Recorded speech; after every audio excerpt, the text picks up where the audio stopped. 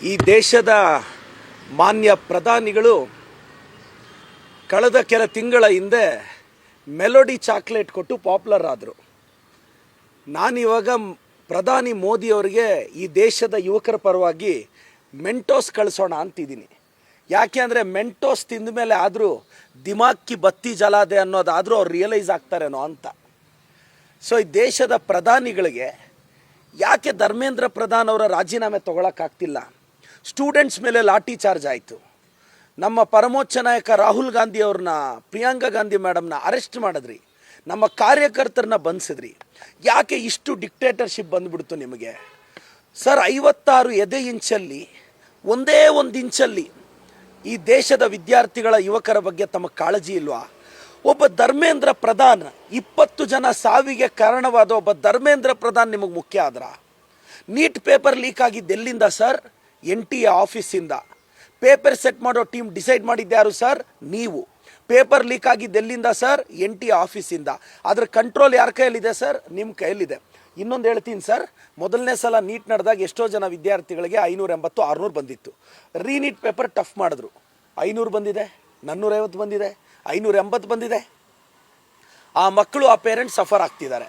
ಮೊದಲನೇ ಸಲ ಸೀಟ್ ಆಗ್ತೀವಿ ಅಂತ ನಂಬಿಕೆ ಇರೋ ವಿದ್ಯಾರ್ಥಿಗಳಿಗೆ ಎರಡನೇ ಪೇಪರಲ್ಲಿ ಸೀಟ್ ಆಗ್ತಿಲ್ಲ. ಹಿಂಗೆ ಲಕ್ಷಾಂತರ ಜನ ಸಫರ್ ಆಗ್ತಾರೆ. ಇದಕ್ಕೆ ಧರ್ಮೇಂದ್ರ ಪ್ರಧಾನ್ ಅವರೇ ನೇರ ಹೊಣೆ. ಅವ್ರು ರಾಜೀನಾಮೆ ತಗೊಳ್ಳೋಕ್ಕೇನು? ನೋಡಿ, ಜನ್ಸಿಗಳು ಮೋದಿಯವರೇ ನಿಮ್ಮ ವಿರುದ್ಧ ತಿರುಗಿ ಬೀಳ್ತಾ ಇದ್ದಾರೆ. ನಮ್ಮ ಸ್ವಾಭಿಮಾನವನ್ನು ನೀವು ಕೆಣಕ್ತಾ ಇದ್ದೀರಾ. ಇವತ್ತು ಪಕ್ಷಾತೀತವಾಗಿ ಸರ್, ನೀವು 2014 ಪ್ರಧಾನಮಂತ್ರಿಗೆ ಕ್ಲೈಮ್ ಮಾಡಿದಾಗ ಸಾಮಾಜಿಕ ಜಾಲತಾಣದಲ್ಲಿ ನಿಮ್ಮ ಬಗ್ಗೆ ಒಂದು ನರೇಟಿವ್ ಸೆಟ್ ಆಯ್ತಲ್ಲ ಸರ್. ನಿಮ್ಮ ಅಂಧ ಭಕ್ತರು, ಅವರು ಫ್ಯಾಮಿಲಿ ಮಕ್ಕಳು ಕೂಡ ಸಫರ್ ಆಗಿದ್ದಾರೆ ಸರ್. ನಿಮ್ಮ ಅಂಧ ಭಕ್ತರು ಅವರು ಸಫರ್ ಆಗಿದ್ದಾರೆ ಸರ್. ಏನು ಮೋದಿಯವ್ರ ಬಗ್ಗೆ ಪುಂಖಾನುಪುಂಖವಾಗಿ ಆ ರೀಲ್ ಬಿಡ್ತಕ್ಕಂಥ ಚಕ್ರವರ್ತಿ, ತೇಜಸ್ವಿ ಸೂರ್ಯ, ಅಡ್ರೆಸ್ ಇಲ್ಲ ಅಲ್ಲ ಗುರು? ನೀವು ಅಡ್ರೆಸ್ಸೇ ಇಲ್ಲ.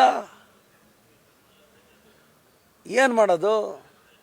ತೇಜಸ್ವಿ ಸೂರ್ಯ ಅವ್ರ ಅಡ್ರೆಸ್ ಇಲ್ಲ. ಕಾಳಜಿ ಇಲ್ವಾ ಸರ್ ನಿಮಗೆ? ತೇಜಸ್ವಿ ಸೂರ್ಯ ಅವರೇ, ಕಾಮನ್ ಸೆನ್ಸ್ ಇಲ್ವಾ? ನೀವು MP ರೀ. 20 ಜನ ವಿದ್ಯಾರ್ಥಿಗಳು ಸತ್ತೋಗಿದಾರ್ರೀ. ರಾಜ್ಯದ ಅನೇಕ ಮಕ್ಕಳು ನೀಟಿಂದ ಸಫರ್ ಆಗಿದಾರ್ರೀ. ಯಾಕ್ರಿ ಬಾಯಿ ಮುಚ್ಕೊಂಡಿದ್ದೀರಾ? ಕ್ಲೋಸ್ಡ್ ಮೀಟಿಂಗಲ್ಲಿ ದೇಶದ ಪ್ರಧಾನಿಗಳು ಹೇಳ್ತಾರಂತೆ, ಪೇಪರ್ ಲೀಕು ಎಲ್ಲರ ರೆಸ್ಪಾನ್ಸಿಬಿಲಿಟಿ. ಏನು ಸರ್, ಎಲ್ಲ NTA ಆಫೀಸ್ಗೆ ಹೋಗಿ ಪೇಪರ್ ಎತ್ತಾಕೊಂಡು ಬಂದಿದ್ರು, ಎಲ್ಲರನ್ನೂ ಜವಾಬ್ದಾರಿ ಮಾಡೋಕ್ಕೆ. ನಿಮಗೆ ಎಕ್ಸಾಮ್ ನಡೆಸೋ ಯೋಗ್ಯತೆ ಇಲ್ಲ ಅಂತ ಒಪ್ಕೊಳ್ಳಿ. ಮೋದಿ ಅವರ ಚರಿಷ್ಮಾ ಕಡಿಮೆ ಆಯಿತು. ಮೋದಿ ಅವರ ಡೌನ್ಫಾಲ್ ಸ್ಟಾರ್ಟ್ ಆಯಿತು. BJP ಅವರ ಡೌನ್ಫಾಲ್ ಸ್ಟಾರ್ಟ್ ಆಯಿತು. ಅಶೋಕಣ್ಣ, ನೀಟ್ ಬಗ್ಗೆ ನಾವು ಸ್ಟ್ರೈಕ್ ಮಾಡ್ತಿದ್ರೆ ನೀನೇನಣ್ಣ ನಮ್ಮ ಪಾರ್ಟಿ ಮೇಲೆ ಸ್ಟ್ರೈಕ್ ಮಾಡ್ತೀಯಾ? ಮೊಟ್ಟೆ ಹೊಡಿತೀರಣ್ಣ ನೀವು. ನೀವು ಫಸ್ಟ್ ಮೊಟ್ಟೆ ಹೊಡೆದಿದ್ದು ನಮ್ಮ ಕಾರ್ಯಕರ್ತರ ಮೇಲೆ. ಸರ್, BJP ಅವ್ರ ಸಂಸ್ಕೃತಿ ಚಪ್ಪಲಿ ಬಿಸಾಕೋದು. ಆ ಚಪ್ಪಲಿ ಬಿಸಾಕೋ ಸಂಸ್ಕೃತಿ ನಮ್ಮ ಮೇಲೆ ತೋರಿಸಿದ್ದಾರೆ.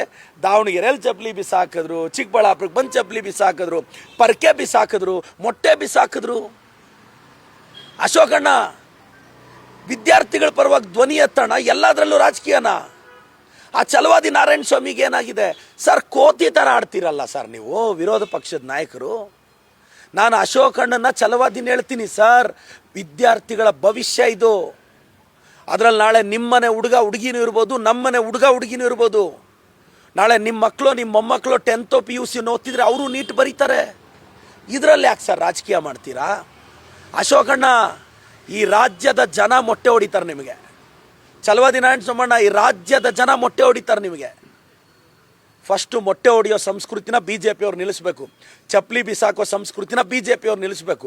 ಪರ್ಕೆ ತೋರಿಸೋ ಸಂಸ್ಕೃತಿನ BJP ಅವ್ರು ಬಿಸ್ಬೇಕು. ನೀವೇನಾದರೂ ಪದೇ ಪದೇ BJP ಅವರು ಚಪ್ಪಲಿ ಪರ್ಕೆ ಅಂತ ಹೊಡಿಸಿದ್ರೆ ರಾಜ್ಯದ ಜನ ನಮ್ಮನ್ನು ಅದೇ ಪರ್ಕೆಯಲ್ಲಿ ಗುಡಿಸ್ಬಿಡ್ತಾರೆ.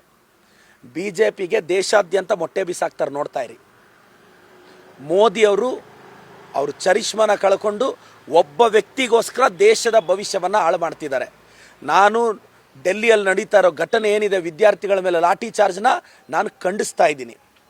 ನಾಲಾಯಕಗಳು ಈ ರಾಜ್ಯದ ವಿರೋಧ ಪಕ್ಷದ ನಾಯಕರಾದರೆ, ಛಲವಾದಿ ನಾರಾಯಣ ಸ್ವಾಮಿ ಅಂತಹ ನಾಲಾಯಕು, ಅಶೋಕ್ ಅಂತ ನಾಲಾಯಕಗಳು ವಿರೋಧ ಪಕ್ಷದಲ್ಲಿ ಕೂತ್ಕೊಂಡ್ರೆ ಹಿಂಗೆ ಆಗೋದು ರಾಜ್ಯ. ನೀಟ್ ಬಗ್ಗೆ ಪ್ರಶ್ನೆ ಮಾಡೋಕ್ಕೆ ದಮ್ ಇದೆಯನ್ರಿ ನಿಮಗೆ? ಪ್ರಹ್ಲಾದ್ ಜೋಶಿ ಅವರು ಏನು ಮಾಡ್ತಿದ್ದೀರಾ ನೀವು? ಬಾಯಿ ಬಡ್ಕೊತೀರಾ?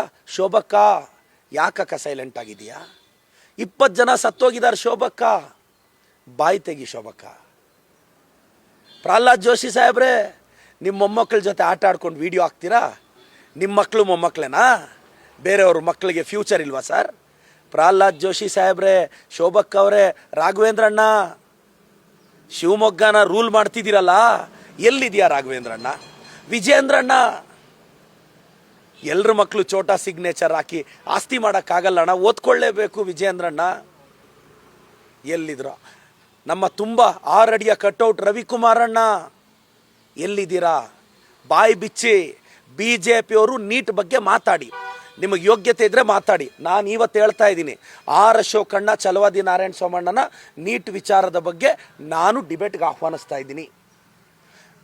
ನೀಟ್ ವಿದ್ಯಾರ್ಥಿ ನೋಡಿ, ರಾಜ್ಯದ ವಿದ್ಯಾರ್ಥಿಗಳು ರಿಕ್ವೆಸ್ಟ್ ಮಾಡ್ತೀನಿ, ಬನ್ನಿ, ಮೋದಿಯವ್ರ ಅಪಾಯಿಂಟ್ಮೆಂಟ್ ನಮಗಂತೂ ಸಿಗಲ್ಲ, ಅಮಿತ್ ಶಾ ಅವ್ರ ಅಪಾಯಿಂಟ್ಮೆಂಟ್ ನಮಗಂತೂ ಸಿಗಲ್ಲ. ಅಶೋಕಣ್ಣ, ನೀಟ್ ವಿದ್ಯಾರ್ಥಿಗಳ ಬಾಧೆಯನ್ನು ನಾನು ನಿಮಗೆ ಹೇಳ್ತೀನಿ, ನೀವು ಎತ್ಕೊಂಡೋಗಿ ಜಿ ಹುಜೂರ್ ಅಂತ ಹೇಳಿ ಬಂದುಬಿಡಿ. ಇವತ್ತು ಮೋದಿಯವರು ಟ್ವೀಟ್ ಮಾಡಿದ್ದಾರೆ, ಫಾಸ್ಟ್ ಟ್ರ್ಯಾಕ್ ಕೋರ್ಟ್ ಮಾಡಿ ವಿದ್ಯಾರ್ಥಿಗಳಿಗೆ ನ್ಯಾಯ ಕೊಡಿಸ್ತೀವಿ ಅಂತ ಹೇಳ್ತಾ ಇದ್ದಾರೆ. ಸರ್, ಇವ್ರು ಫಾಸ್ಟ್ ಟ್ರ್ಯಾಕ್ ಕೊಡೋದು ಯಾರು? ಅರೆಸ್ಟ್ ಆಗಿರೋರು 4-5 ಜನಕ್ಕೆ ಕೋರ್ಟ್. ಇವ್ರು ಫಾಸ್ಟ್ ಟ್ರ್ಯಾಕ್ ಕೋರ್ಟ್ ಮಾಡಿದ್ರೆ 6 ತಿಂಗಳಿಗೆ ಬೀಳೋ ಶಿಕ್ಷೆ 3 ತಿಂಗಳಿಗೆ ಬೀಳುತ್ತೆ. ಪ್ರಶ್ನೆ ಅದಲ್ಲ. ಇನ್ನು ಮುಂದೆ ನಡೆಯೋ ನೀಟ್ ಪರೀಕ್ಷೆ ನೀವು ಹೆಂಗೆ ನಡೆಸ್ತೀರಾ?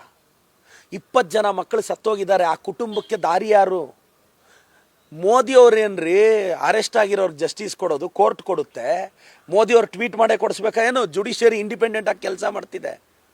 ನಾನು ಹೇಳ್ತಾ ಇರೋದು, 20 ಜನ ಸತ್ತೋಗಿದಾರಲ್ಲ, ಆ ಮಕ್ಕಳ ಫ್ಯಾಮಿಲಿಗೆ ತಾವೇನು ಮಾಡ್ತೀರಾ? ಧರ್ಮೇಂದ್ರ ಪ್ರಧಾನ್ ಅವ್ರ ರಾಜೀನಾಮೆ ಯಾವಾಗ ಕೊಡ್ತೀರಾ?